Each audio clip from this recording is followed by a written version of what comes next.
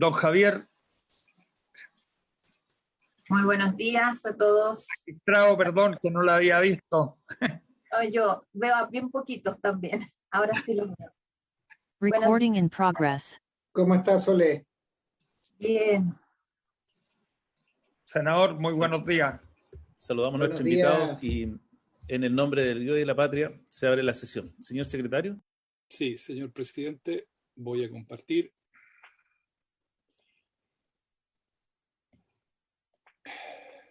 Señor presidente, señoras senadoras y senadores, la sesión del día de hoy está convocada para continuar con el estudio en particular del proyecto de ley en primer trámite constitucional que reforma el sistema de justicia para enfrentar la situación luego del estado de excepción constitucional de catástrofe por calamidad pública.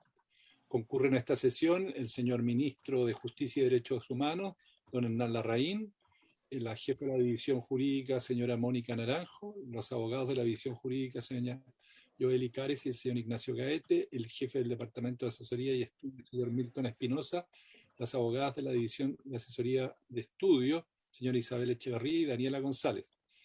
En representación del Ministerio Público concurre doña Marta Herrera, la directora de Asesoría Jurídica de este servicio, y el asesor de esta unidad, señor Hernán Libedinsky. En representación de la Defensoría Penal viene el Defensor Nacional Subrogante, don Marcos Montero, y el jefe del Departamento de Estudios, señor Rubén Romero. En la Asociación de Magistrados del Poder Judicial concurre la magistrada señora María Soledad Piñeiro. Del Colegio de Mediadores de Chile, Asociación Gremial, concurre la presidenta señora Varinia Penco y el coordinador académico, señor Felipe Vivero, y también nos acompañan los abogados y profesores, señor Cristian Maturana y señor Hugo Boto. Eso, señor presidente, respecto de la tabla del día de hoy y los invitados. Le damos la bienvenida a todos nuestros invitados y, señor secretario, ¿dónde quedamos la sesión pasada? Sí, señor presidente, le voy a compartir el comparado. Ya estábamos analizando las disposiciones transitorias y dentro del análisis de las disposiciones transitorias se había aprobado ya la disposición 17ª transitoria y a continuación de esta disposición 17ª transitoria corresponde ver unas indicaciones del Ejecutivo. La primera de ellas es la indicación número 86 de Su Excelencia el Presidente de la República para agregar el siguiente artículo transitorio nuevo, que sería el 18º. Dice así, leo la tercera columna: procedimiento monitorio aplicable al delito del artículo 318 del Código Penal. Cabe recordar, y ustedes lo ven en la segunda columna, que el artículo 318 del Código Penal señala que el que pusiera en peligro la salud pública por infracción de las reglas higiénicas o de salubridad debidamente publicadas por la autoridad en tiempo de catástrofe, epidemia o contagio, será penado con presidio menor en su grado mínimo a medio o multa de 6 a 200 unidades tributarias mensuales. Ustedes saben que esta disposición, especialmente el inciso primero, ha sido una cuestión que se ha debatido largamente en el Tribunal Constitucional, que en algunos casos ha objetado tanto la aplicación de la pena privativa de libertad como también la aplicación de las multas consideradas en este artículo. El artículo 318 dice que será circunstancia agravante de este delito cometerlo mediante convocatorias a espectáculos, celebraciones, festividades prohibidas por la autoridad sanitaria en tiempo de catástrofe, pandemia o contagio. Y agrega el 318, estoy leyendo en la segunda columna, en los casos en que el Ministerio Público solicite únicamente la pena de multa de 6 unidades tributarias mensuales, se procederá en cualquier momento conforme a las reglas generales del procedimiento monitorio, siendo aplicable lo previsto en el artículo 398 del Código Procesal Penal. Tratándose de multas superiores, se procederá de acuerdo a las normas que regulan el procedimiento simplificado. Respecto de esta norma, el Ejecutivo en la indicación 86, que leo en la tercera columna, dice lo siguiente, y se refiere a esta última cuestión, al procedimiento monitorio. Dice, procedimiento monitorio aplicable al delito del artículo 318 del Código Penal. En la aplicación del procedimiento monitorio a la tramitación del delito establecido en el artículo 318 del Código Penal, el juez, conforme a lo dispuesto en el artículo 70 del Código Penal, podrá imponer una multa inferior al monto señalado en la ley y autorizar su pago en parcialidades. Si la multa fuere pagada dentro de los 15 días siguientes a la notificación al imputado de la resolución prevista en el inciso segundo del artículo 392 del Código Procesal Penal, ella será rebajada en un 50%, expresándose el monto a enterar en dicho caso. La disposición contenida en este artículo regirá respecto de los hechos acaecidos durante la vigencia del decreto número 4 de 5 de febrero de 2020 del Ministerio de Salud, que decreta alerta sanitaria por el periodo que señala y otorga facultades extraordinarias que indica por emergencia de salud pública de importancia internacional, por brote del nuevo coronavirus y durante la vigencia de sus respectivas prórrogas, si es el caso. Eso, señor presidente, entonces se está regulando aquí el procedimiento monitorio, que de acuerdo con la norma vigente se aplica cuando se imponen multas que tienen un monto de 6, como tope 6 unidades tributarias mensuales, y aquí se le está dando la facultad a los jueces para rebajar esa multa, y en segundo lugar se establece que si el sancionado concurre dentro de determinado plazo a pagar, la multa será rebajada en un 50%, expresándose el monto a enterar en dicho caso. Eso en esencia, presidente, y esta es la indicación número 86 del Ejecutivo. Gracias, secretario. Ofrezco la palabra al Ministerio de Justicia para una explicación de la indicación. Ministro. Gracias, presidente. Aprovecho de saludarlo, así como a los integrantes de esta comisión y a quienes están invitados a participar en ella. Desde el Ministerio estamos muy interesados en poder tratar estos temas porque nos anuncian que estamos acercándonos al final de esta larga tramitación. Este es un artículo especialmente importante dado el impacto masivo que ha tenido el artículo 318 del Código Penal a que se ha referido el secretario con su lectura. Y fue objeto de un análisis ulterior por parte de la Mesa Penal que coordinó nuestro subsecretario Sebastián Valenzuela, y quizás él, mejor que nadie, puede explicar un poco el sentido de esta disposición. Quisiera pedirle que le ofrezca la palabra. Gracias. Tiene la palabra. Muchas gracias, presidente. Saludos por su intermedio a toda la comisión. Tal como señalaba el señor ministro, este es un artículo central, por lejos de los más importantes, relacionados con el objetivo en virtud del cual se constituyó el grupo de trabajo al cual hacía mención el ministro y que se ve reflejado en este proyecto. Y esto lo menciono porque tiene que ver con una de las mayores sobrecargas que se estiman que va a tener el sistema de justicia una vez que vuelva en su completo funcionamiento por la cantidad de causas que tiene en este minuto el Ministerio Público ingresada, y que en su minuto tendrá que judicializar de acuerdo a los criterios, obviamente, que rigen la persecución penal.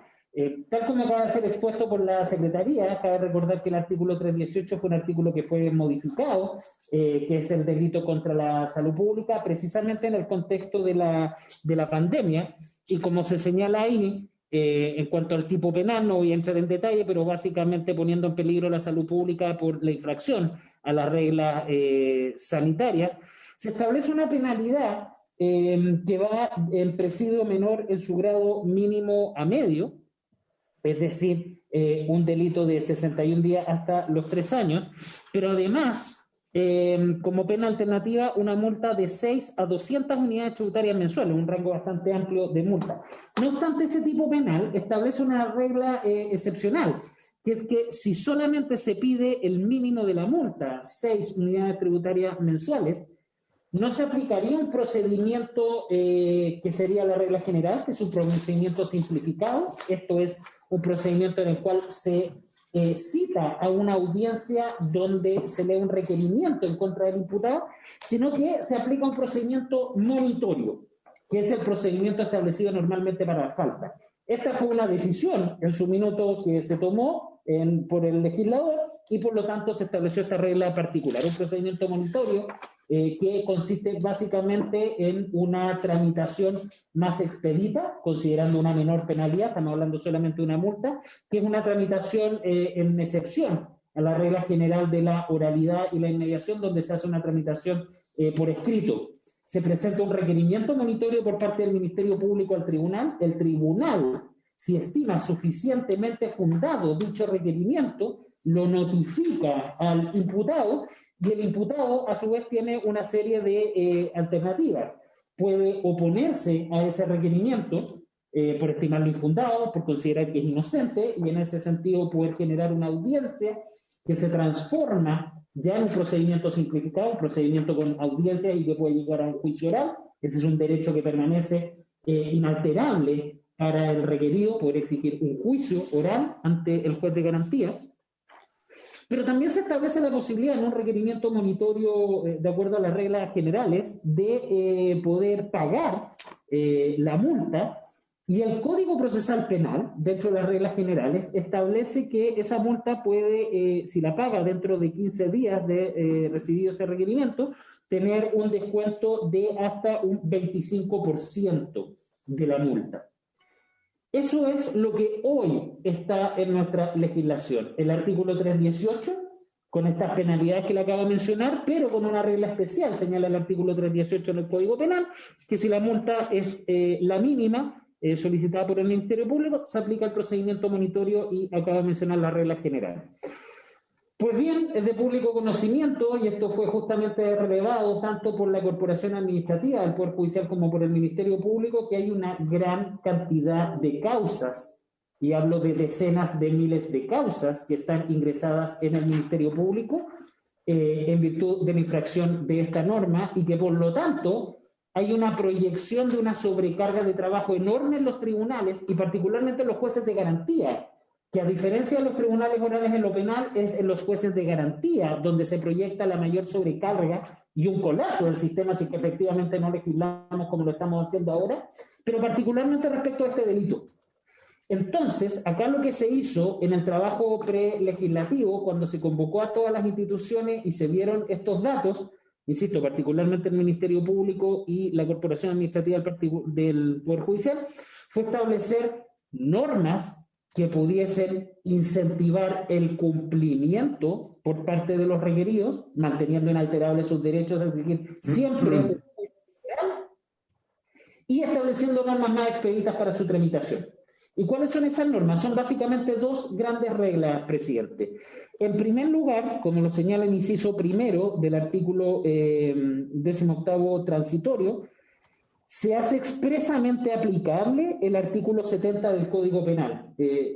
Lo voy a explicar a continuación, pero acá desde ya la regla general es que es aplicable este artículo 70 del Código Penal, pero habían algunas interpretaciones distintas por parte del tribunal, de los tribunales, perdón, y hubo unanimidad en no dejar lugar a dudas de que el juez pueda hacer aplicación de este artículo. ¿Qué dice este artículo que está en el Código Penal? Dice básicamente dos cosas: que el tribunal puede rebajar la multa que ha sido solicitada en contra de un imputado, tratándose de casos calificados, es un criterio que está permanente en el Código Penal, y en tanto no hayan agravantes que se hayan hecho valer en el requerimiento. Si se cumplen estos criterios, y atendiendo desde luego las facultades económicas que puede tener la persona, el tribunal puede rebajar la multa. Insisto, esto es aplicación de regla general, pero hubo consenso en los grupos de trabajo de que era bueno dar la señal a los jueces de garantía, que no había lugar a dudas de que si lo estima procedente, de acuerdo a los criterios del Código Penal, puede rebajar esa multa. Y en segundo lugar, que permite expresamente el pago en parcialidades. Estamos hablando de una multa, insisto, que nos situamos en 6 unidades tributarias mensuales, y el tribunal podría, por ejemplo, establecer cuotas en máximo hasta un año, que es lo que establece el artículo 70, de media unidad tributaria mensual. Todo esto, insisto, con la finalidad de, sin alterar ningún derecho del imputado o requerido en este caso, pueda obviamente facilitarse el cumplimiento de la sanción. La segunda regla que se establece es una regla excepcional que está en el inciso segundo de este artículo 18º transitorio, y es una rebaja mayor de la multa si el requerido paga dentro de este plazo de 15 días que ha sido notificado del requerimiento. Recordamos, la regla general es una rebaja del 25%, eso está establecido en el Código Procesal Penal, pero acá se busca un incentivo mayor para fomentar el pago de la persona. ¿Por qué? Porque si no existen estos incentivos y la persona no paga, se genera una transformación del procedimiento en un requerimiento simplificado, se puede generar órdenes de detención y por lo tanto se generan mayores audiencias el día de mañana y volvemos a la situación más sensible que estamos hablando, que es literalmente un colapso del sistema en materia penal, ahí donde tenemos la mayor proyección de sobrecarga, que es los juzgados de garantía, y por lo tanto acá se refuerza este incentivo para el cumplimiento. Finalmente, el inciso final es una norma de vigencia especial respecto a este artículo, dado que estamos hablando exclusivamente a los hechos que por aplicación del artículo 318 hayan acontecido durante la vigencia del decreto de febrero del año 2020 del Ministerio de Salud que decretó la alerta sanitaria y sus respectivas prórrogas.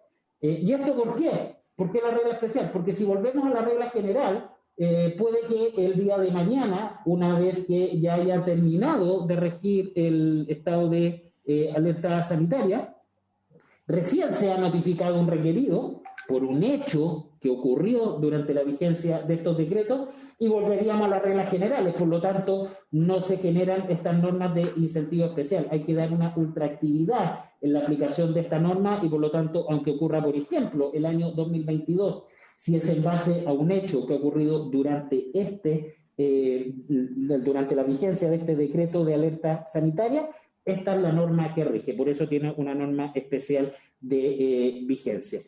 Eso es, presidente, lo que ha buscado esta norma, que fue elaborada en este grupo de trabajo prelegislativo de que tantas veces hemos hablado. Se requiere necesariamente establecer normas excepcionales porque aquí estamos hablando de uno de los casos más emblemáticos en la proyección de la sobrecarga, como he dicho, que han aportado las otras instituciones y que por lo tanto es necesario que se contemplen estas reglas excepcionales. Presidente, insisto, velando por mantener inalterables los derechos del requerido, acá no hay una afectación en ningún caso, y se incentiva justamente al cumplimiento. Muchas gracias. Gracias. Ofrezco la palabra si algún senador o senadora quiere hacer alguna consulta sobre este artículo. Si no hay palabras pedidas, secretario, por favor, tomemos la votación.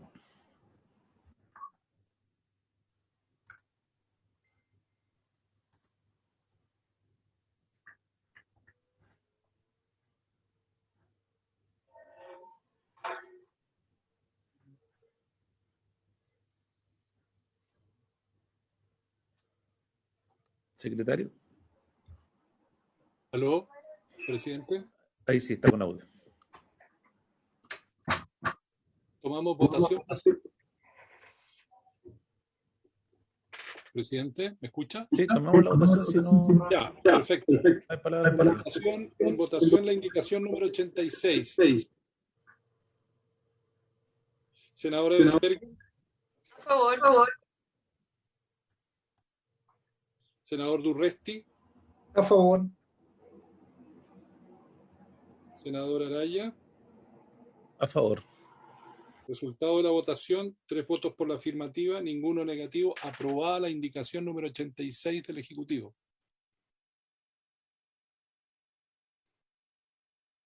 Bien, presidente, vamos ahora a la indicación número 87, que también es para agregar un artículo transitorio nuevo.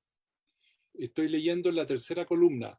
Dice así: el reglamento a que hace referencia el artículo 409 bis del Código Orgánico de Tribunales, que se incorpora a través del artículo 6º, numeral 8 de esta ley, deberá dictarse en el plazo de 6 meses de la publicación de la presente ley. El artículo 409 bis, presidente, senadores, establece lo siguiente: el notario extenderá escrituras públicas a través de documento electrónico en el caso dispuesto en el artículo 497 del Código de Procedimiento Civil. Que estas son las escrituras de compraventa que son suscritas, digamos, por el rematante y por el juez correspondiente, empleando medios tecnológicos que permitan su suscripción por parte de los otorgantes mediante la firma electrónica avanzada, siempre que los sistemas electrónicos garanticen debidamente su identidad, así como la autenticidad de los datos asociados a la firma electrónica, tales como fecha y hora de suscripción. Asimismo, el notario deberá rubricarla mediante firma electrónica avanzada. El notario deberá verificar el cumplimiento de los requisitos establecidos en el artículo 405, entendiéndose que el lugar de otorgamiento es aquel en que se encuentra el notario. Suscrita la escritura pública electrónica por todos sus otorgantes y autorizada conforme a la ley, el notario autorizante deberá proceder a insertarla en los registros pertinentes. Y aquí viene la norma a la cual se le va a fijar un plazo. Dice lo siguiente: un reglamento dictado por el Ministerio de Justicia y Derechos Humanos y suscrito también por el Ministerio de Hacienda y el Ministerio de Secretaría General de la Presidencia detallará la forma y características que deberán tener las escrituras públicas otorgadas a través de documentos electrónicos y las copias autorizadas de dichas escrituras. Este reglamento, a su vez, detallará la forma en que el notario deberá protocolizar y registrar las escrituras públicas electrónicas y documentos electrónicos que se inserten en ellas. En el artículo 400 viene, por lo tanto, este reglamento, la disposición transitoria que está proponiendo la indicación número 87, le fija un plazo para el ejercicio de la potestad reglamentaria al Ejecutivo. Indicación número 87, señor presidente, señoras y señores senadores. Ofrezco la palabra si el Ministerio quiere hacer alguna precisión. Presidente, esta disposición es muy simple. Ya se aprobó esta modificación en el Código Orgánico a la que se refería el secretario, don Rodrigo Pineda, respecto de la aplicación de la posibilidad de la firma electrónica en escrituras públicas a raíz de las subastas electrónicas. Está circunscrita a un aspecto específico de ese proceso y que para poder operarlo, como se trata de una disposición permanente, requiere de un reglamento que pueda precisar la forma como ésta va a aplicar. Por lo tanto, es algo muy sencillo que solamente hace posible, a través de este reglamento, lo que ya hemos aprobado en el texto de este mismo proyecto de ley. Gracias, presidente. Gracias, ministro. Ofrezco la palabra si algún senador quiere hacer alguna consulta. ¿No? Entonces votemos, por favor, secretario. Ya, se pone en votación la indicación número 87 del Ejecutivo. Senador Ebensperger. A favor. A favor. Ya. Senador Durresti. A favor. Presidente. A favor. Ya. Resultado de la votación: 3 votos por la afirmativa, ningún voto negativo. Y, por lo tanto, aprobada la indicación número 87. Vamos a ir a la disposición 20ª transitoria. Presidente, me avisan de que acaba de llegar una redacción nueva. El Ejecutivo va a hacer la presentación de esta. Lo acaban de mandar por correo electrónico. Lo voy a buscar y lo voy a poner a disposición de sus señorías.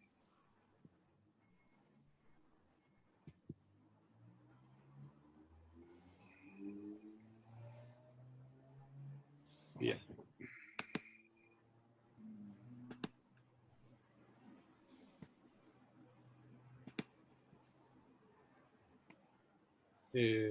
Este es el texto que estoy mostrando en pantalla. Es el artículo 20º transitorio. 20º transitorio. Acaba de llegar hace unos minutos. Si quiere, presidente, le doy lectura y después el Ejecutivo da la explicación correspondiente. Por favor, secretario. Ya, transcurrido, dice así, artículo 20º transitorio. Transcurrido 10 días a contar de la publicación de la presente ley, expirará la vigencia de la ley número 21.226 sin perjuicio de lo que se indica a continuación. Las suspensiones de audiencias y vistas de causas que hubieran sido ordenadas por tribunales ordinarios, especiales y arbitrales, con arreglo a los artículos 1º y 2º de la ley 21.226, quedarán sin efecto transcurridos 10 días contados desde la publicación de la presente ley. Los tribunales respectivos deberán reagendar cada una de las audiencias o vistas de causas que se encuentren suspendidas para la fecha más próxima posible a contar de la publicación de la presente ley.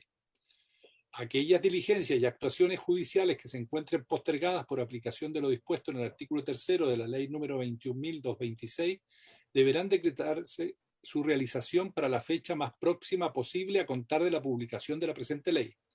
En los procedimientos judiciales en trámite o que deban tramitarse ante la Corte Suprema, las Cortes de Apelaciones, presidentes de Corte, ministros de Corte, los juzgados de letras, los juzgados con competencia en materias de familia, los juzgados de letras de trabajo, los juzgados de cobranza laboral y previsional, los juzgados del crimen, tribunales militares en tiempo de paz, tribunales especiales que no forman parte del Poder Judicial y los tribunales arbitrales ad hoc e institucionales del país, las partes, sus abogados, mandatarios y demás intervinientes que hayan estado impedidos de cumplir los plazos establecidos para diligencias, actuaciones o ejercicio de acciones o derechos ante ellos, a consecuencia de cualquier impedimento generado por la calamidad pública o por la emergencia sanitaria ocasionada por la enfermedad COVID-19, podrán reclamar del impedimento dentro del término de los 10 días siguientes al cese del mismo.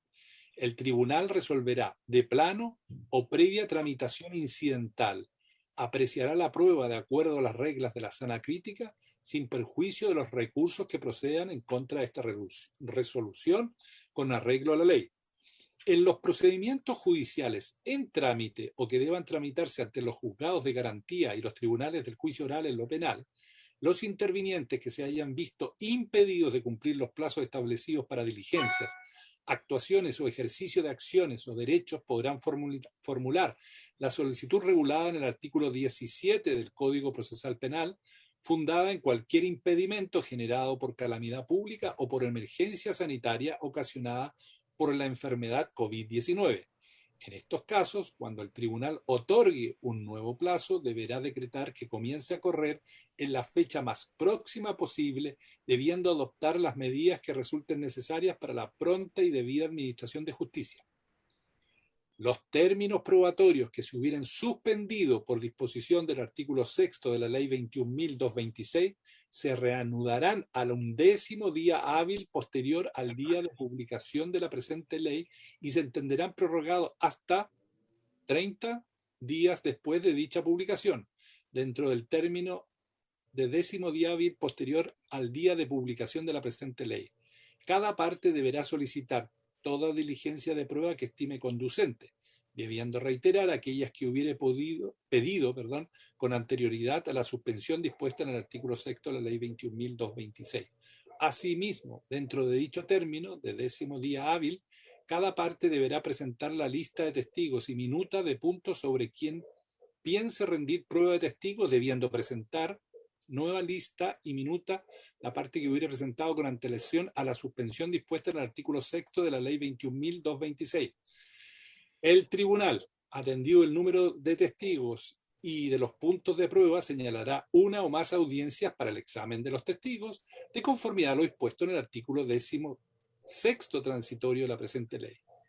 En las contiendas civiles entre partes y en los actos de jurisdicción no contenciosa que a consecuencia de las disposiciones de la ley 21.226 hubieren estado paralizados por 6 meses o más sin que se dicte resolución alguna, no regirá lo dispuesto en el artículo 52 del Código de Procedimiento Civil. Lo anterior es sin perjuicio de la facultad de los tribunales de ordenar otras formas de notificación. Las prórrogas de plazos señaladas en el inciso segundo del artículo 7º de la ley 21.226 correrán hasta el vencimiento de los 10 días hábiles posteriores al día de publicación de la presente ley. Los reagendamientos de juicio y reanudaciones de audiencias de juicio a que aluden los incisos 3º y 4º del artículo 7º de la ley 21.226 deberán ordenarse para la fecha más próxima posible a contar de la publicación de la presente ley.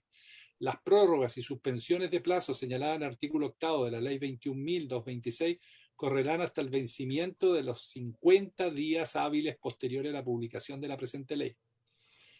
Por el plazo de 1 año desde la publicación de la presente ley en los procedimientos judiciales en trámite ante las Cortes de Apelaciones o ante la Corte Suprema, podrá solicitarse por alguna de las partes o interviniente la suspensión de la vista de la causa o de la audiencia, alegando cualquier impedimento generado por calamidad pública o por la emergencia sanitaria ocasionada por la enfermedad COVID-19.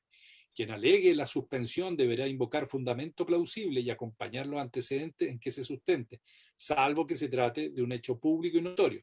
La Corte respectiva deberá autorizar la suspensión por resolución fundada. Con todo, en las causas de los procedimientos contemplados en el Código Procesal Penal y en el Código Procedimiento Penal en que hubiere persona privada de libertad, solo se podrá solicitar la suspensión con base a esta causal cuando el impedimento obstaculice en forma absoluta que alguna de las partes o intervinientes puedan ejercer facultades que la ley otorga.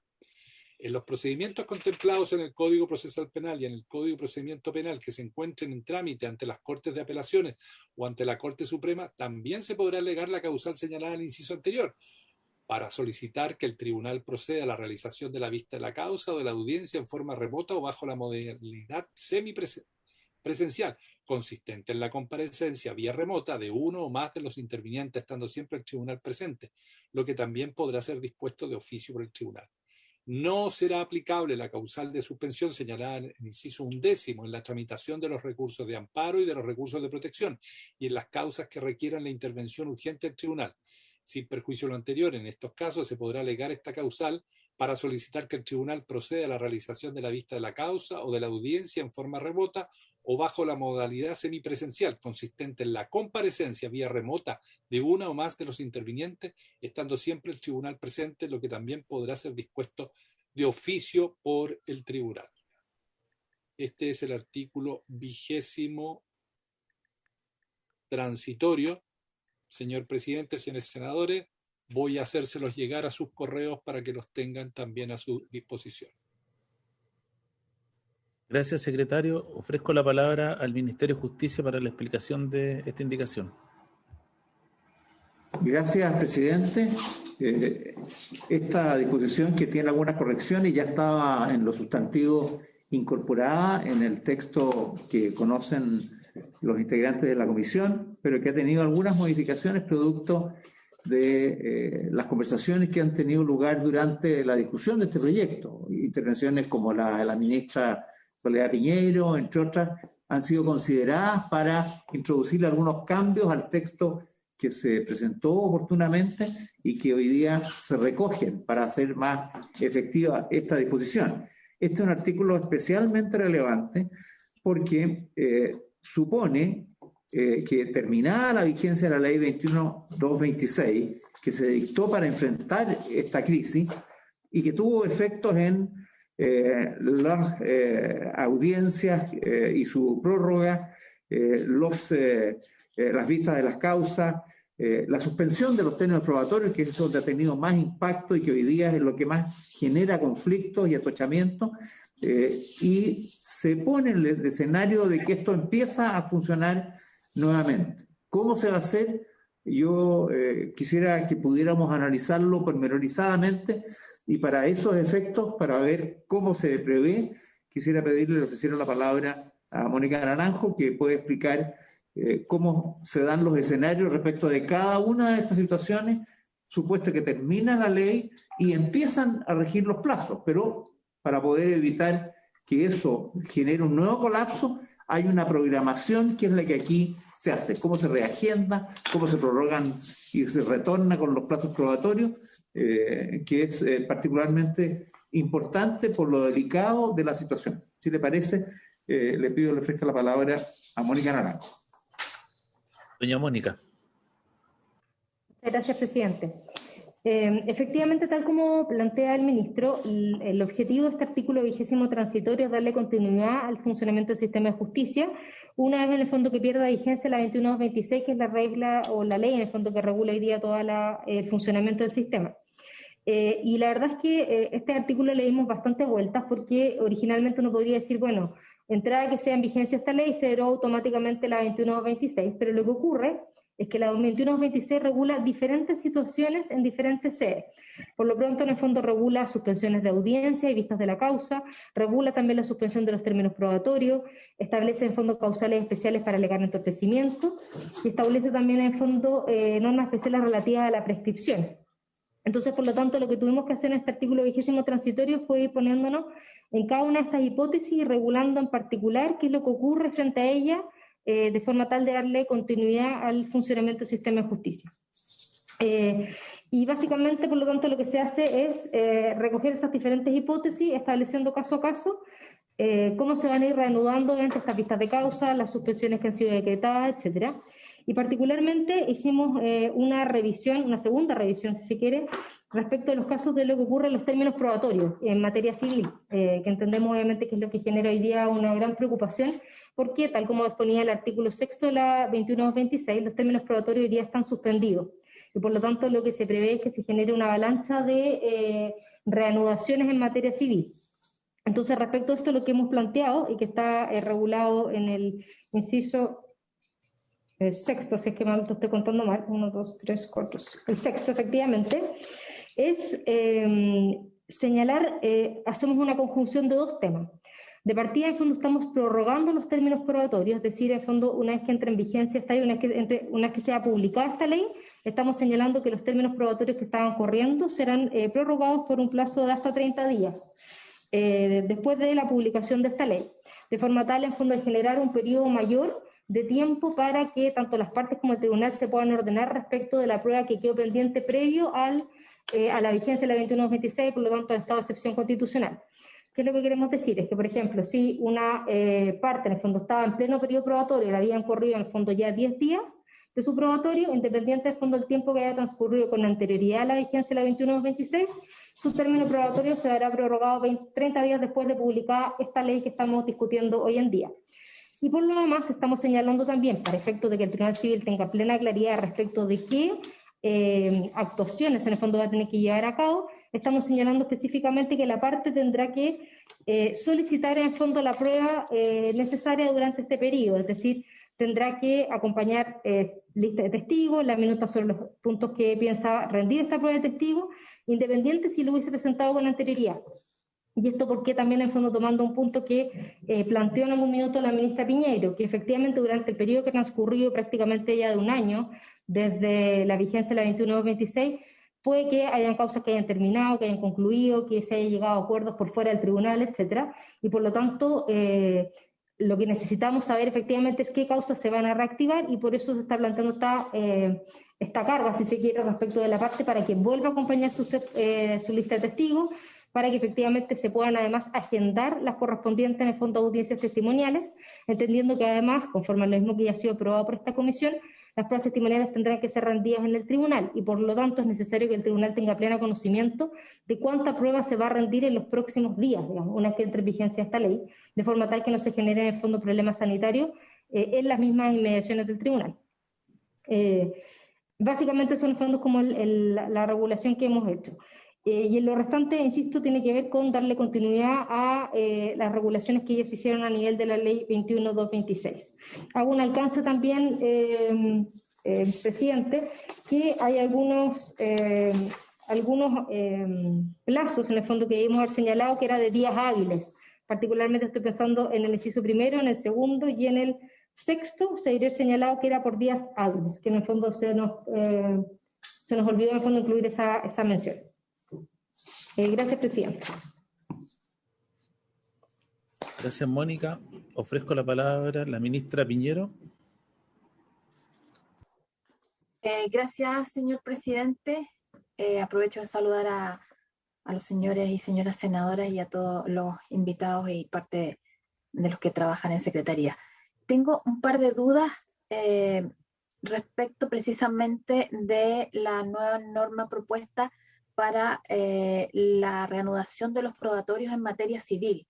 La redacción, no la veo aquí en pantalla, si me pudieran ayudar con eso, me deja algunas dudas. Creo que el plazo de 30 días pudiera ser un plazo que no sea suficiente para todos los probatorios. Estamos pensando en que todas las causas civiles que estaban en probatorio están suspendidas hoy y todas las causas civiles se van a tener que poner al día en esa etapa solo en 30 días. Entonces, probablemente en tribunales con un bajo ingreso de causas pudiera ser un plazo suficiente, pero aquellos tribunales como los de Santiago, Concepción o Valparaíso no parece ser suficiente. Tengo un dato a propósito de la normativa, solicité información. En un solo tribunal de Santiago hay aproximadamente 600 causas suspendido el probatorio. Solo en un tribunal, no estoy hablando de todos los tribunales de Santiago, solo en uno. Entonces, 600 causas en 30 días, no me parece que pudiera ser un plazo que efectivamente sirva para eso. Así que a lo mejor dejar abierta esa posibilidad del plazo. Y segundo, en esa misma normativa hay una redacción que tiene que ver con fijar la audiencia. Señalará una o más audiencias para el examen de los testigos de conformidad a lo dispuesto en el artículo 16º, transitorio. Esa frase entiendo, por lo que acaba de decir también el señor ministro de Justicia, que tiene que ver con la posibilidad de que los jueces y juezas puedan fijar fecha, día y hora, digamos, para efecto de la realización de esa audiencia. Como hace referencia al artículo 16º transitorio, queda un poco confusa la posibilidad de fijar fecha precisa. Me parece que la frase en ese caso debería de ser un poco más concreta en relación a eso y decir derechamente que se señalará una idea fijando fecha y hora para el efecto, en el entendido de que así podrán manejar de mejor manera las agendas de los tribunales, sobre todo si se le entrega un plazo tan breve. A mí me parece que por lo menos para los tribunales grandes, los 30 días van a ser 100% insuficientes. El segundo tema que me gustaría plantear respecto de esta norma es en relación a las Cortes de Apelaciones y Corte Suprema. Sobre, al final de esa norma, de ese inciso, señala que el tribunal estará presente, dice, se solicitará, no me acuerdo, estando siempre el tribunal presente. Es el último párrafo que está hoy día ahora en pantalla. Y planteo lo siguiente, dentro de los protocolos, por lo menos internos y vigentes dentro del Poder Judicial y que se han hecho en función de la normativa sanitaria vigente, existen personas en grupos de riesgo que están vigentes todavía mientras dure la crisis sanitaria en general y la normativa de salud pública. Por lo tanto, existen algunas personas que no pudieran estar presentes, y entre ellos algunos ministros y ministras que pudieran no estar presentes para la realización de las audiencias. Por lo que esa frase me parece que pudiera significar un conflicto entre la norma sanitaria y la norma procesal que se establece en ese inciso. Eso quisiera plantear para efecto que pudiera ser en el primer caso aclarado y modificado el plazo de 30 días, y en el segundo también que se aclarara y se pudiera señalar que hay posibilidad de que el tribunal no esté presente completamente. Muchas gracias, señor presidente. Gracias, ministro Piñeiro. Ofrezco la palabra.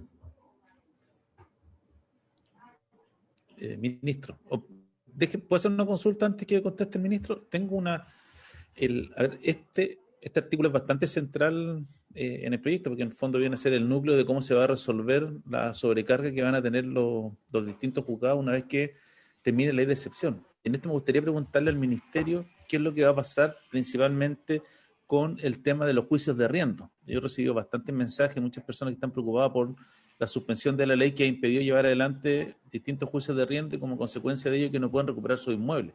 Entonces me gustaría que se pudiera dar una precisión respecto al caso de los juicios de arriendo, y en paralelo preguntarle al ministerio porque además la comisión también hay otro proyecto de ley que se está discutiendo o que está para estar en tabla acá en la Comisión de Constitución, que dice relación con la suspensión de los embargos y lanzamientos, que es el boletín 13.408, que establece un plazo adicional de una suspensión de 1 año para los embargos y lanzamientos. No sé si el ministerio tiene alguna opinión respecto de ese proyecto, si conversa con o ese va a ir por cuerda separada.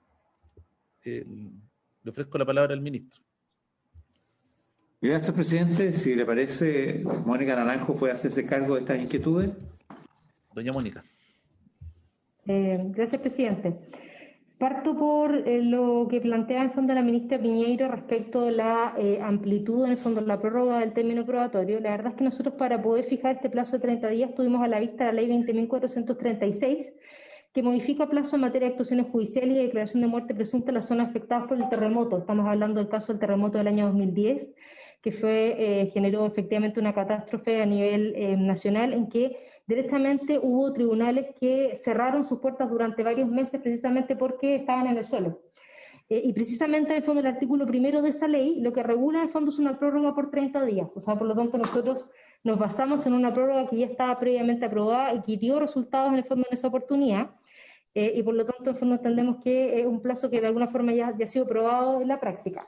Como segundo punto, efectivamente estamos de acuerdo en que en el caso, en el evento, que efectivamente no alcanzara en fondo, durante estos 30 días a rendirse la prueba testimonial que quedó pendiente previo a la 21-26, el mismo artículo 16º transitorio, en su inciso sexto, letra C, establece en el fondo la posibilidad para que el tribunal de oficio pueda fijar un término especial de prueba precisamente por no haber podido rendir la prueba por razones ajenas a la parte, y por lo tanto en el evento que no se pueda, porque no se cuenta con la infraestructura, porque no se pudo contar con un receptor, etcétera, efectivamente el tribunal podrá de oficio fijar un término especial de prueba para rendir esa prueba, es decir, más allá de los 30 días prorrogables, o sea, 30 días en el fondo en los que hemos prorrogado el término probatorio como se regula en este artículo 20. Por lo tanto, entendemos con esas dos herramientas se le estaría en fondo facilitando al tribunal la posibilidad de ordenarse en estos primeros 30 días, y si de todas maneras no es posible en fondo que se ordene conforme a la prueba que le pidan las partes,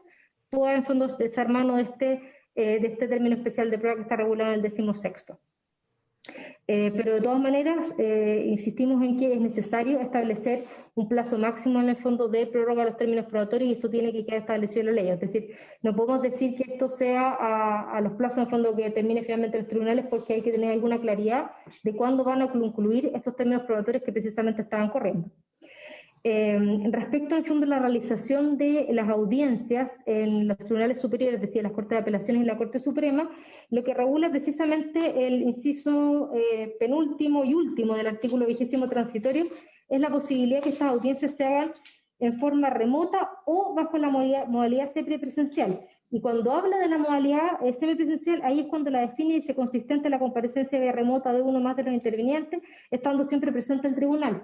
Pero eso en el fondo respecto a la posibilidad semipresencial, por lo tanto, siempre existirá la posibilidad que la Corte determine que la audiencia respectiva o el alegato respectivo se haga en forma remota para todas las partes. Por lo tanto, ahí también en el fondo estamos recogiendo el punto de la ministra Piñeiro. Respecto al fondo, los puntos que plantea usted, senador, respecto a los juicios de arrendo en la caso del fondo de la suspensión de las audiencias, efectivamente lo que contempla el inciso primero de este artículo, el inciso segundo de este artículo 20 transitorio, es precisamente la facultad de los tribunales de retomar obviamente aquellas audiencias que se encontraban suspendidas, que es el caso precisamente de los juicios de arrendamiento. Es decir, en los casos de juicios de arrendamiento, si se presentaron demandas durante este periodo, previa que sea la demanda, se tiene que notificar y se tiene que citar a la correspondiente audiencia, y por lo tanto, en el caso de que se hubiese estado suspendida, el tribunal tendrá que reagendarla en la fecha más próxima posible, a contar de la publicación de la presente ley, que es el caso precisamente de los arrendamientos. Y en el caso final, respecto del proyecto que usted plantea, suspensión de los embargos y lanzamientos por el periodo de un año, la verdad es que como Ejecutivo nosotros ya planteamos nuestra posición, tanto en algún momento durante la discusión en la Comisión de Economía, señalando que efectivamente nosotros entendíamos que el suspender a todo evento, en el fondo todos los lanzamientos y embargos, nos parecía que iba a generar finalmente una paralización de los juicios ejecutivos a todo evento, lo que también creemos que es muy perjudicial. De hecho, lo que planteamos en esa oportunidad fue precisamente que de alguna forma ya quedaba resguardado por la 21-26, es decir, pensando en la hipótesis precisamente de que el caso del lanzamiento o del embargo podía generar en fondo una indefensión respecto de la parte, y por lo tanto, conforme al artículo 3, creo, de la ley 21-26, la parte podía precisamente pedir que se dejara sin efecto esa actuación en razón de generar la indefensión. Pero entendemos, por lo tanto, que ya reanudándose el funcionamiento del sistema de justicia, la verdad es que resulta impensable que se suspenda todo embargo de lanzamiento a todo evento, pues precisamente lo que se va a generar es la paralización de los juicios ejecutivos y de alguna forma vamos a replicar la misma discusión que tenemos hoy día respecto a los juicios de arrendamiento, pero ahora va a ser llevado en el fondo a los juicios ejecutivos, en que hay que pensar que no necesariamente siempre el que cobra en el fondo es una gran empresa, un banco, un retail, sino que también precisamente puede ser el cobro de créditos en el fondo de un menor orden y que bajo esa norma, en el fondo la que se está pensando de este proyecto de ley que suspende embargos y lanzamientos, también se verían afectados entre los pequeños acreedores. Presidenta. Alfonso. Presidente, en la misma línea que señalaba Mónica y tomando sus últimas palabras, si no se quiere generar discriminación, efectivamente alguien que está recuperando una pequeña propiedad, un departamento, que es lo que nos han hecho llegar muchas personas, y uno entiende esa situación, ¿por qué el Ejecutivo no patrocina precisamente la suspensión de lanzamientos de acreedores, los bancos, por ejemplo? No creo que los bancos, con las utilidades que históricamente han tenido, vayan a tener un inconveniente de tener que estar en la obligación de recuperar un determinado inmueble.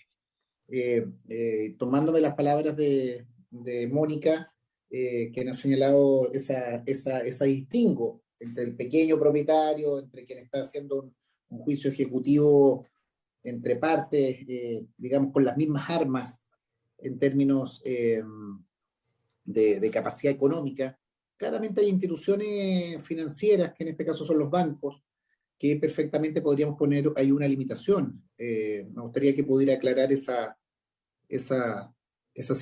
situación. Si nosotros tenemos un principio básico de solidaridad, de contexto social, de pandemia, económico, no le veo razón a esa justificación.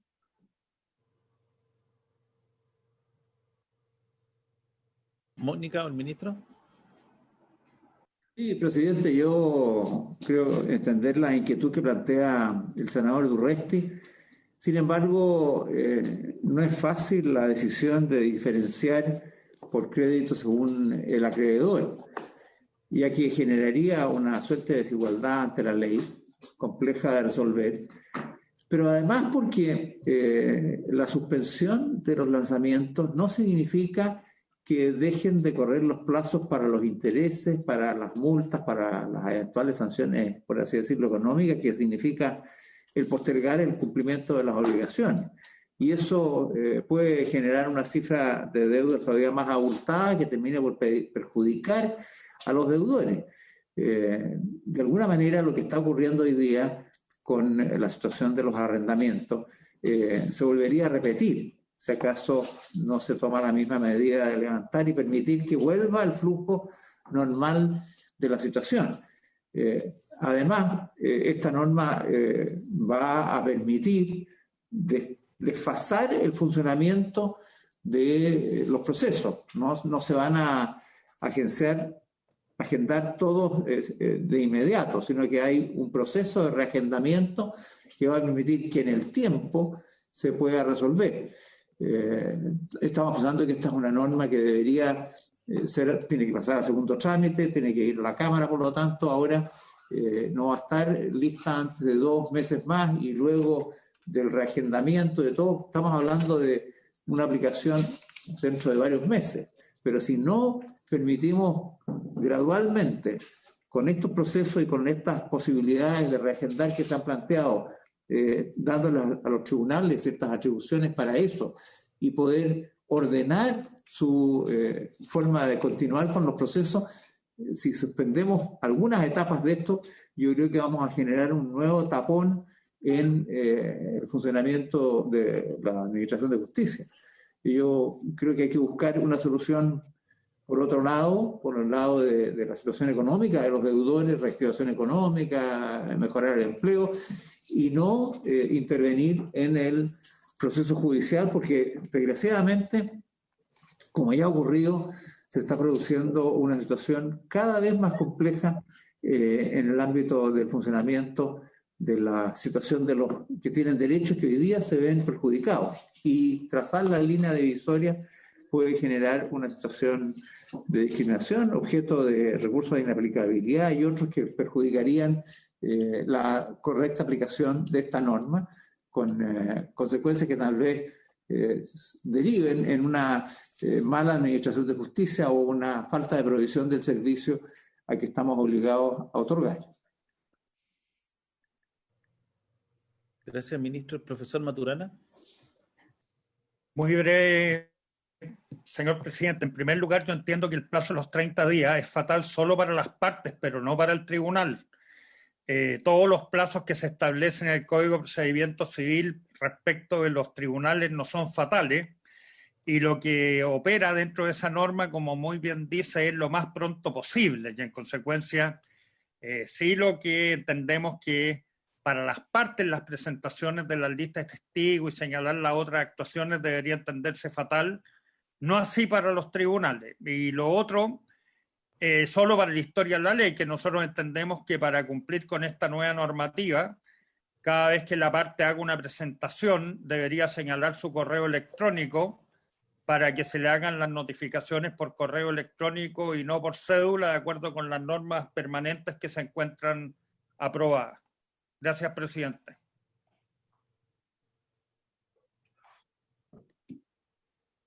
Gracias, profesor Maturana. Quisiera hacerle una consulta al Ejecutivo y para la historia de la ley. Hay causas que se encuentran suspendidas en virtud de las actas de la Corte Suprema que fueron producto de un acto acordado que se dictó antes de la entrada en vigencia de la ley 21.226. Algunos jueces suspendieron sus causas producto de estos autos acordados de la Corte Suprema. Entonces, entiendo que esas causas que se encuentran suspendidas también se encontrarían comprendidas en la norma transitoria que estamos planteando.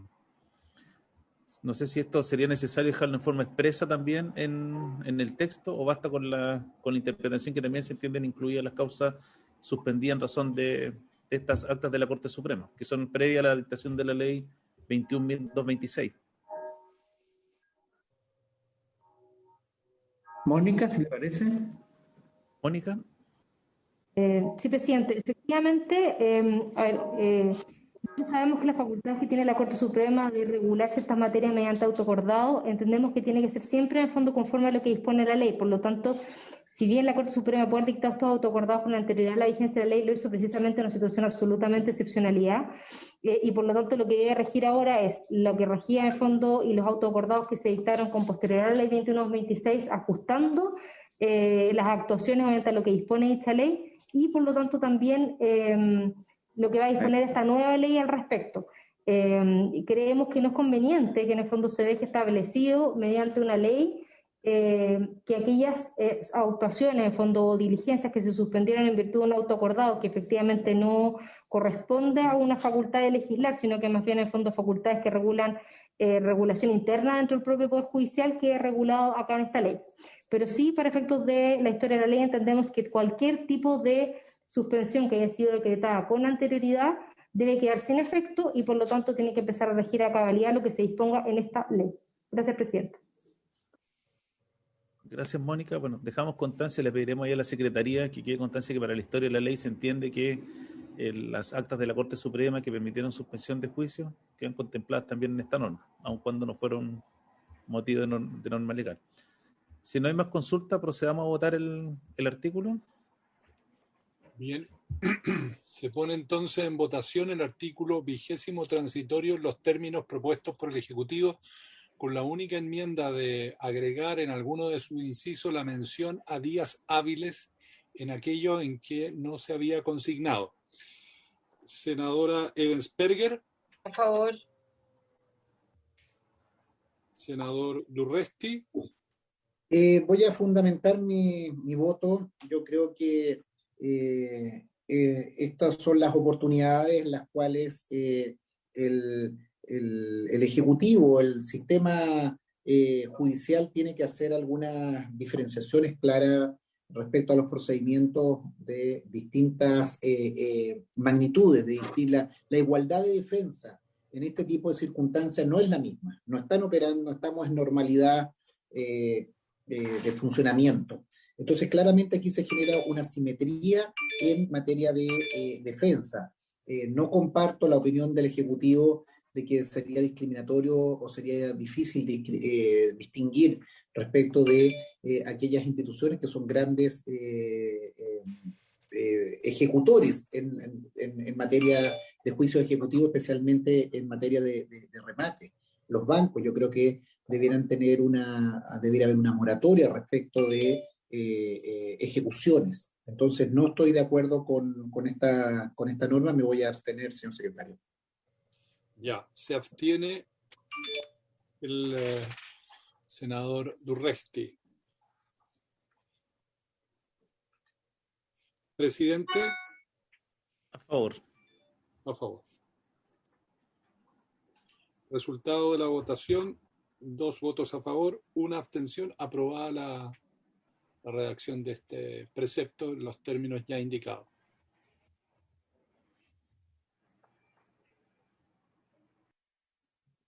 Presidente, voy a volver al texto comparado.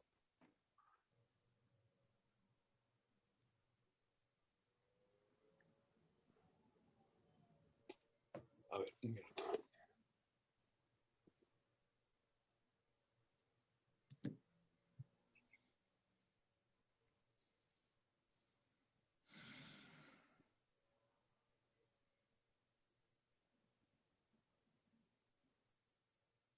Ya.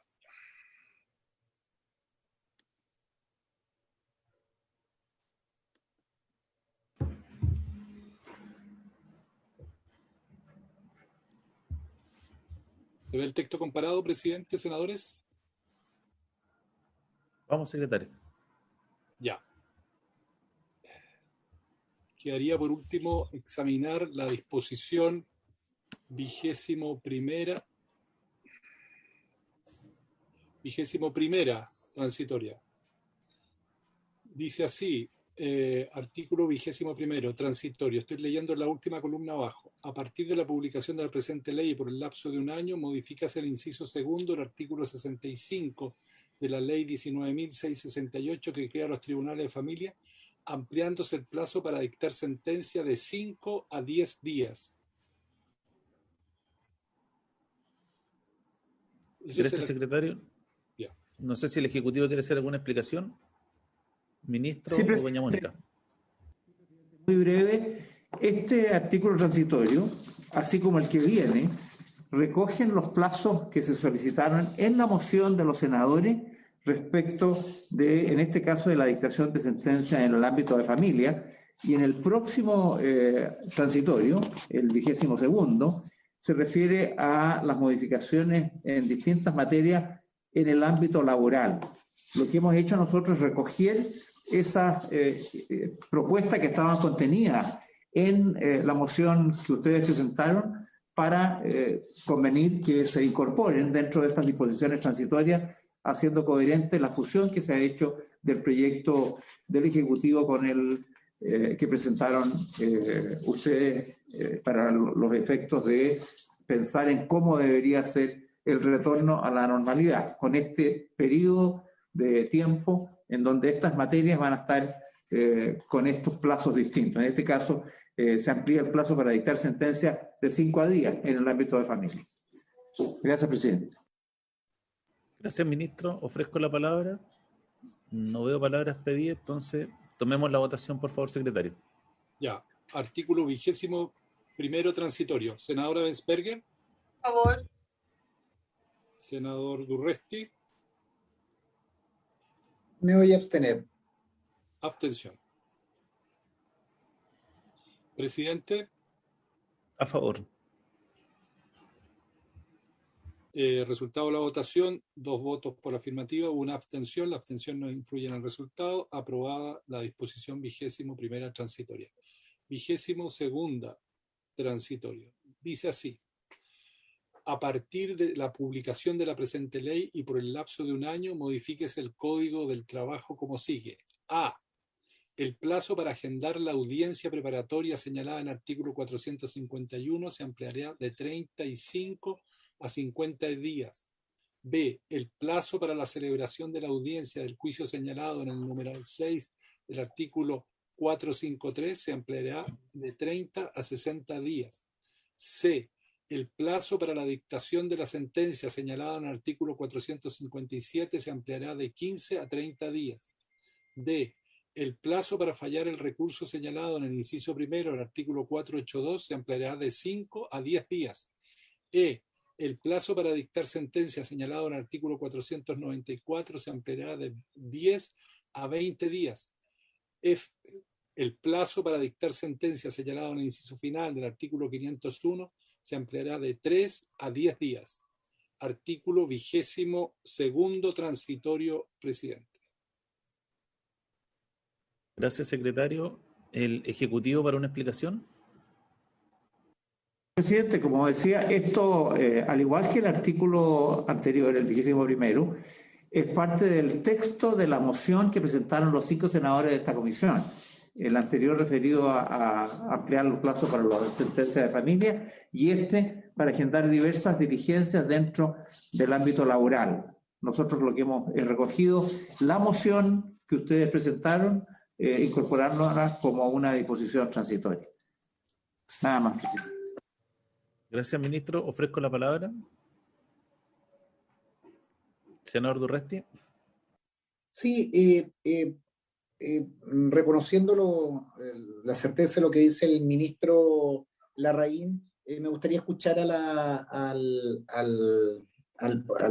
representante del Poder Judicial, de los magistrados, para ver cómo impacta esto en materia de derechos laborales, con el paso del tiempo, con el transcurso de esta pandemia. Muchos de los antecedentes que nosotros tuvimos en vista al momento de redactar esta norma y haber trabajado con las distintas asociaciones pueden haber quedado superadas. Por eso, antes de votarla, presidente, me gustaría escuchar o a la ministra Piñeiro o quien ella disponga desde el punto de vista de los derechos laborales. No puede ser que con estas modificaciones se vayan a relativizar o vayan a disminuir las garantías laborales de los trabajadores y trabajadoras. Son muchos los abusos, son muchas las dilaciones en juicios, en audiencias que pueden llevar a falta de defensa. Entonces, me gustaría una precisión más que de procedimiento de acceso a la justicia en una materia tan importante como es la materia laboral. Gracias, Alfonso. Ministra Piñeiro. Muchas gracias, señor presidente. Efectivamente, la ampliación de todos los plazos siempre va a significar que existan demoras que probablemente no debieran de existir. Sin embargo, en esta situación tan extraordinaria en la que estamos viviendo y que a la materia laboral se le aplicaron las suspensiones de los plazos de la misma manera que a las causas civiles, se ha producido un atochamiento de causas en materia laboral que de no ampliarse estos plazos, simple y sencillamente no va a existir personal suficiente, ni jueces, ni funcionarios que pudieran realizar estas audiencias. Todas estas, o gran parte, digamos, de estos plazos que se amplían son plazos que corresponden a la realización de audiencias, es decir, con jueces o juezas en forma presencial en el momento en que se rindan pruebas o que se llegue a alguna decisión. En consecuencia, es muy difícil que no pueda o que pueda funcionar el sistema sin esta ampliación de plazos. La otra solución es, por otra vía, establecer una mayor dotación, aunque sea transitoria, de jueces que puedan asumir esta labor sin la necesidad de ampliar los plazos. Pero es muy difícil decir que esta tarea se va a poder realizar efectivamente sin esta posibilidad de ampliación. Son los acuerdos a los que también como asociación habíamos llegado a fin de solicitar y se mantienen vigentes porque la situación de los tribunales laborales se mantiene vigente en las mismas condiciones en que se previó esta posibilidad de ampliación. No puedo dejar de señalar que en muchas ocasiones, a pesar de estar suspendidos los plazos, no están suspendidos los plazos de la conciliación, por lo tanto muchos tribunales laborales han citado a las partes audiencias exclusivamente de conciliación y en ellas en algunas oportunidades se ha podido lograr y en otras definitivamente no. Eso es lo que puedo agregar como pequeños avances que se han realizado en la labor de tribunales del trabajo. Gracias, ministra Piñeiro. Profesor Maturana. Presidente, a mí me tocó hacer una charla en el Colegio de Abogados sobre la situación de los tribunales laborales con anterioridad a la pandemia, y en algunos lugares, como en Santiago, se notaba un retardo en la tramitación de las causas laborales. Y en consecuencia yo creo que aquí nosotros tendríamos que distinguir, como muy bien dice la magistrado, la situación que se ha dado durante el tiempo de la pandemia, en que efectivamente nuestros tribunales dentro de Latinoamérica se han destacado porque han seguido funcionando, lo que no ha sucedido en otros países de Latinoamérica, pero en ningún caso eso nos refleja una situación de normalidad, y de ahí que se justificaría durante el plazo de un año y motivado por la situación de la pandemia el aumento de estos plazos. Pero terminado este periodo de un año, nosotros deberíamos hacer claramente una contability de lo que va a pasar a futuro con estas causas en procesos particularmente alimenticios, como son los de familia y laborales, para ver si efectivamente se está cumpliendo el pronto debido proceso, en que en esos casos el respeto de esos plazos es esencial para brindar una adecuada protección a los justiciables. Gracias, presidente. Gracias, profesor Maturana. Ofrezco la palabra. No veo palabras pedidas. Entonces, secretario, por favor, tomemos la votación. Bien, se pone en votación el artículo 22º transitorio. Senadora Ebensperger. A favor. Senador Durresti. A favor. A favor. Presidente. A favor. Resultado de la votación, 3 votos por la afirmativa, ninguno negativo. Aprobada la disposición 22ª transitoria. Presidente. Secretario, ¿quién nos está quedando para despachar el proyecto? Sí. Quedan algunas disposiciones que ha propuesto el Ejecutivo para incorporar al Código Orgánico de Tribunales. Vamos a tener que volver en el texto comparado a la página correspondiente. En todo caso, presidente, habría que prorrogar la hora para seguir sesionando. ¿Podemos prorrogar unos 10-15 minutos para terminar estos 2 artículos? Presidente, Alfonso. Yo tengo un pequeño inconveniente porque tengo que integrar la Comisión de Medio Ambiente ahora, que partimos con un par de oficios. Si puedo quedar en contacto para dar el quórum necesario. Yo estoy absolutamente de acuerdo con terminarlo, pero tengo un tema práctico. A disposición de la comisión o lo que sea más efectivo. Si con esto podemos despacharlo, encantado, pero tengo un pequeño problema práctico. Sí, yo también tendría que estar a la par, presidente, porque también tengo la mixta de la ONEMI a las 12. Presidente, pero tratemos de despachar. El secretario le pregunto, ¿son muy complejos estos 2 artículos o son temas que ya discutimos? Ministro. Sí, presidente, yo quisiera hacerle una sugerencia, dado la situación que plantean los senadores. Yo creo que este es un artículo que probablemente va a requerir alguna discusión, pero sugiero que el subsecretario Sebastián Valenzuela, que participó en la mesa penal que planteó esta materia, particularmente el Poder Judicial, pudiera explicar este proyecto y se pudieran oír a quienes quisieran intervenir sobre él. Y que la votación de esto se haga en una sesión posterior. Había consideración que, como lo hemos conversado con usted, presidente, y como nuestros equipos están trabajando con la Secretaría, hay que hacer una revisión de todo el proyecto para actualizar todas las normas.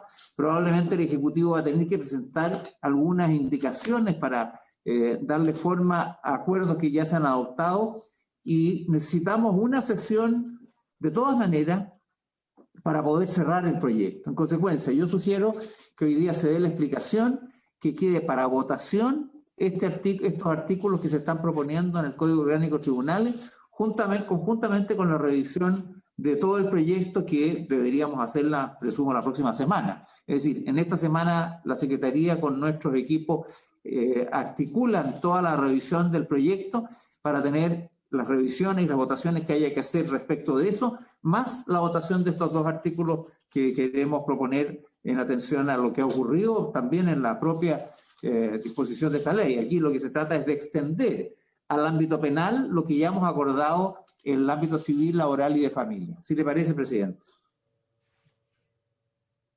Sí. ¿Habría acuerdo para esa fórmula, no? Perfecto. Sí. El señor Valenzuela que va a hacer la explicación entonces del artículo. Bien, gracias, presidente. Bueno, los dos artículos que quedarían pendientes por revisar este proyecto son artículos que han surgido con posterioridad al ingreso del proyecto de ley original y que buscan establecer en el Código Orgánico de Tribunales dos situaciones para regular más bien de manera permanente y ya no transitoria, fruto justamente del aprendizaje que ha habido durante la situación de la pandemia y también de los propios requerimientos que han hecho las instituciones. ¿Por qué menciono esto? Porque el proyecto de ley, con los artículos que ya han sido aprobados, se han establecido normas de carácter permanente para que el día de mañana, una vez superada la situación de pandemia, pero dado justamente el aprendizaje del uso de las tecnologías, en materia civil, en materia laboral, en materia de familia y en materia de tramitación ante los tribunales superiores de justicia, se aproveche justamente lo que hoy en día se ha avanzado en materia del uso de nuevas tecnologías, facilitando desde luego la eficiencia de los procedimientos y, más importante aún, el acceso a la justicia por parte de las personas. Igualmente, en dichas sedes jurisdiccionales, tribunales civiles, de familia, laborales, se ha contemplado también una regulación para casos de emergencia, es decir, dejar provisto en nuestro ordenamiento jurídico ya una regulación de excepcionalidad para casos donde a nivel local, por ejemplo, un terremoto, o a nivel nacional, por ejemplo, una pandemia, nos vemos enfrentados a tener que adaptar las normas de funcionamiento y en lugar de estar discutiendo, como hemos sucedido en nuestro país, dos leyes, la ley 21.226, que en abril del año pasado pudo adaptar rápidamente el procedimiento, pero de una manera transitoria, y este proyecto, tengamos que evitar justamente estas discusiones y desde luego tengamos ya un mecanismo operativo inmediatamente para poder afrontar esto. De manera que estos dos artículos buscan establecer dos situaciones, pero ahora complementando esto precisamente para el ámbito penal. Un artículo 107 bis que regule la incorporación de la tecnología para tener una modalidad a distancia de determinadas actuaciones judiciales, y en segundo lugar un artículo 107 ter que aborde situaciones de absoluta excepcionalidad para poder adaptar el funcionamiento del sistema, como mencionaban los ejemplos anteriores, de un terremoto, un tsunami o una pandemia. Simplemente de manera general, porque la articulación es compleja, en la modalidad a distancia, de manera permanente, que se establece en el artículo 107 bis, se establece una modalidad siempre semipresencial. Recordemos que acá estamos hablando una vez terminada la situación de estado de catástrofe, en un régimen de normalidad, que puedan realizarse determinadas audiencias de manera semipresencial. Y hablamos del concepto semipresencial porque exigimos siempre la presencia del tribunal, pero determinadas actuaciones en que tengan que realizarse audiencias como las que ya se aprobaron para la situación transitoria, audiencias de menor complejidad, pueda no requerirse la actuación presencial y pueda decretarse la vía remota. Tanto la comparecencia de un fiscal, de un defensor, del propio imputado, de la víctima. Supongamos, por ejemplo, presidente, un acuerdo reparatorio en que hay pleno acuerdo entre el imputado, la víctima, incluso el fiscal puede no manifestar oposición y el defensor, desde luego, está consintiendo junto al imputado en realizar un acuerdo reparatorio y viven en regiones distintas. Hoy, en circunstancias normales, mejor dicho, con anterioridad a la pandemia, tendrían que concurrir todos presencialmente ante el tribunal.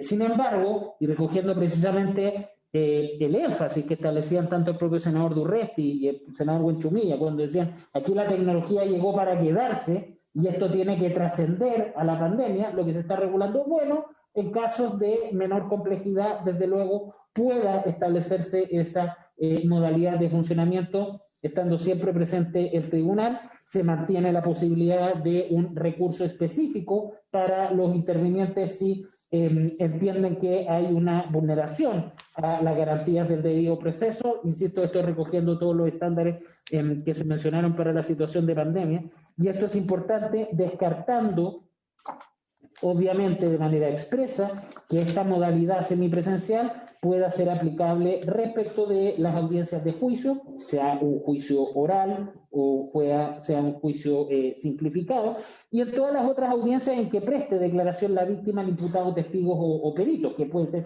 no solamente un juicio, puede haber, por ejemplo, una prueba anticipada, o el imputado solicitar declarar no ante el fiscal, sino que ante el tribunal. Y en esas materias, desde luego, no cabe la audiencia vía remota, sino que solamente la inmediación y, por lo tanto, la presencialidad. En segundo lugar, presidente, el segundo artículo, el 107 ter, como anticipaba, establece una regulación de carácter excepcional. Básicamente, cuando las circunstancias lo aconsejaren para efectos de cautelar la eficiencia del sistema judicial, en la medida que se tenga que garantizar el acceso a la justicia o la vida e integridad de las personas. Estamos hablando entonces de casos absolutamente excepcionales donde se establecen dos mecanismos. Uno, que pueda ser dispuesto por las Cortes de Apelaciones, previo informe de la Corporación Administrativa del Poder Judicial, en que se permita, y acá ya estamos hablando de situaciones excepcionales, tanto para las propias Cortes de Apelaciones, los juzgados de garantía y los tribunales de juicio oral en lo penal de la respectiva jurisdicción de dicha Corte, realizar un funcionamiento de manera remota a través de videoconferencias o semipresencial. Es decir, vamos a dejar una regulación de carácter permanente en el Código Orgánico, pero para estas situaciones excepcionales, tal como se ha aprobado hoy para la situación de la pandemia en este mismo proyecto. La segunda hipótesis es que se faculte a la Corte Suprema, bajo estas mismas hipótesis, a adoptar este procedimiento, porque obviamente en situaciones como la pandemia vimos hay una situación a nivel nacional. El caso de la Corte de Apelaciones, bien señalada, presidente, puede estar referido a situaciones más bien de catástrofes focalizadas en algunas regiones, tal como fue precisamente el terremoto del año 2010. Se establecen ciertos límites, desde luego, esto no puede tener una duración, si se dispone esta medida, superior a un año, si es posible su prórroga, pero se establece en todo caso un límite superior máximo de 2 años, pensando justamente en estas situaciones excepcionales que no debiese superar dicho lapso de tiempo. Se mantiene un derecho al recurso, tal como fue también aprobado para la situación excepcional actualmente. Y finalmente, similar a lo que es la situación actual en este proyecto para la transitoriedad durante la pandemia, hay reglas específicas en materia de juicio oral y en materia de juicio oral simplificado que llevan necesariamente a la realización de audiencias de factibilidad previa. Es decir, si bien sigue siendo una decisión jurisdiccional, el resolver en cada caso, respetando sustancialmente, obviamente, las garantías del debido proceso, porque es el estándar que ha decidido la Comisión y acá se mantiene, poder determinar en un caso en concreto si pueden realizarse estas audiencias a distancia. Esto, insisto, presidente, cumple con los objetivos de una situación que estaba a lo menos coja en el proyecto, porque se había hecho todo esto para las otras jurisdicciones, y en la penal, obviamente, no podía quedar lejos de esta situación, tanto en una manera permanente como en una manera excepcional, y también fue levantado en el informe de la Corte Suprema a la Comisión, cuando en el proyecto original se regulaba la situación para la pandemia, pero la propia Corte también recomendaba, y así trabajamos, la posibilidad de establecer esto de manera permanente, presidente. Ese es el objetivo de esos dos artículos. Gracias. Gracias por la explicación. Yo, como esto lo vamos a votar la próxima sesión, simplemente tengo un comentario porque lo estaba leyendo, que es un poco concordante con lo que sostuve en el resto del proyecto, que hay hay una sola palabra que a mí me hace ruido en el artículo, que se repite, que en el 107 bis señala ahí: para efectos, el tribunal examinará previamente que bajo esta modalidad no se vulneren sustancialmente las garantías del debido proceso, y después se repite esa fórmula. Yo, no sé, opinión personal, y probablemente lo discutamos en la próxima sesión, sería partidario de eliminar la expresión sustancialmente, porque eso siempre se va a prestar para distintas discusiones interpretativas. Entonces, preferible que diga que se vulneren las garantías del debido proceso, sin apellido. Pero es motivo de discusión de la próxima sesión. Presidente, pero en eso no creo que tengamos dificultades. Ya sacamos básicas de la redacción de otras disposiciones. Creo que sacarle los apellidos puede ser útil para llegar a un acuerdo más rápido. Sí, yo sacándole ese apellido no tendría problema en votar los dos artículos como están, porque es concordante con el resto del texto. Entonces, haríamos lo siguiente, ministro, secretario, en la sesión del día lunes destinaríamos la primera media hora de la sesión para poder terminar este proyecto y después iríamos con código de aguas. Presidente, perdón, el lunes teníamos programado en principio lo de la comisión mixta. Ah, perdón, entonces sería el martes. El martes. Ya. Claro, el lunes tendríamos la mixta de monitoreo telemático para violencia intrafamiliar y el martes veríamos entonces este proyecto con código de agua. ¿Sí? Ofrezco la palabra, ministro. Perfecto, presidente, por nosotros agradecido. El martes entonces se vota esta disposición y espero que tengamos concordado todos los artículos. Si es necesario presentar una indicación conforme lo veamos con la Secretaría, así lo tendremos para esa fecha y de manera el martes poder terminar con esta materia y empezar, como hemos conversado, con la nueva reforma procesal civil, que creo es de mucho interés abordar con ustedes. ¿Qué le parece? Gracias, ministro. No sé si están pidiendo la palabra de la Defensoría. Sí, don Rubén Romero. Me das la palabra, ¿no? Señor presidente, muchas gracias. Mire, para la Defensoría esta norma es extraordinariamente importante poder analizarla con cuidado. Y es por eso que estaba presente el Defensor Nacional, que estaba solicitando la palabra y a quien solicito si puede ceder el espacio para poder formularla, o si usted lo estima que el espacio va a ser la próxima semana, podamos asegurarnos ese espacio con lo que usted resuelva ahora.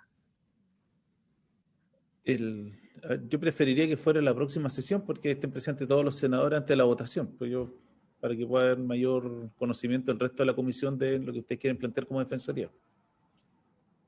¿Sí? Entonces lo haríamos al comienzo de la próxima sesión, le ofreceríamos a ustedes la palabra para las observaciones antes de votar.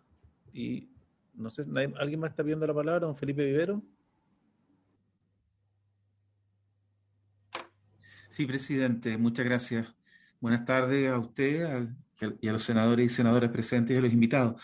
Solamente recordar que en el momento en que se estaba discutiendo las modificaciones de este proyecto a la ley sobre procedimientos en juzgado de policía local, usted nos ofreció la palabra para usarla al final de la tramitación, diríamos, normal y correlativa del proyecto, y para eso quisiera recordarle la posibilidad de tener unos poquitos minutos en la sesión próxima. Muchas gracias. Le pedimos a la Secretaría que quede agendado para la próxima sesión. Bueno, le doy las gracias por la participación a todos nuestros invitados y habiéndose cumplido el objeto de la sesión, se levante. Gracias, nos vemos la próxima semana. Recording stopped. Gracias. Hasta luego. Gracias. Hasta el martes. Nos vemos. Nos vemos. Hasta luego, nos vemos el martes. Hasta luego.